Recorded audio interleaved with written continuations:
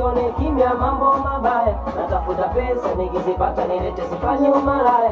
Hata mkwe wako mama aliomba habaya, na sijafanikisha kumtumia mwambia sijali mwaya.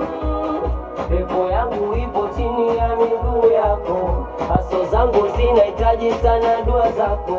Refu yangu bado japo na mwaka 3, lakini nakumbuka kuna watu na viatu.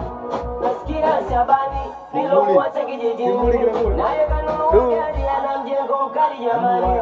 Sasa mimi wa mjini, yani sina tambuni.